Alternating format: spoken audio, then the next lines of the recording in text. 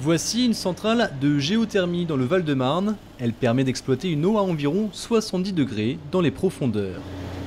Imaginez que dans les deux puits qui sont là, les deux puits font pour l'un 1960 mètres de profondeur au niveau du toit du réservoir et pour l'autre 2040 mètres.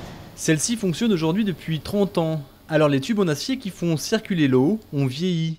Soumis à des phénomènes de corrosion, ils doivent être réhabilités. Solution inédite en France, ici l'acier est remplacé par de la fibre de verre. Ça, ce sont donc les tubes en fibre de verre qui ont été descendus dans les deux ouvrages. Donc c'est une technologie de fil enroulé avec des fils croisés, avec un angle qui est tel que la résistance mécanique, elle est accrue. On descend la fibre de verre dans le puits qu'on recimente, donc on regaine tout ce puits, cet ancien puits. Donc maintenant on a un puits entièrement propre en fibre de verre, donc qui ne se corrode pas. Plus de problèmes de corrosion et donc moins de risques de pollution.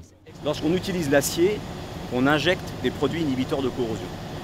Quand on utilise de la fibre, on n'injecte plus d'inhibiteurs de corrosion, on n'a plus de produits chimiques.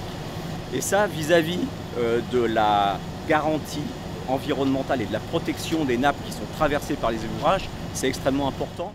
D'autant qu'ici le réseau de chaleur relie 3 communes très urbanisées, Chevilly-Larue, l'Haye-les-Roses et Villejuif.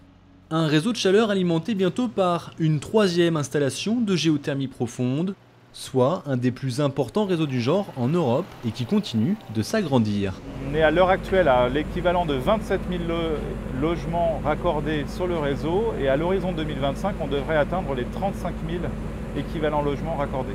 Selon l'exploitant du réseau, par rapport au gaz, les 2 installations de géothermie existantes permettent d'éviter l'émission de 35 000 tonnes de CO2 par an et pour le client final, la note serait 30% moins chère.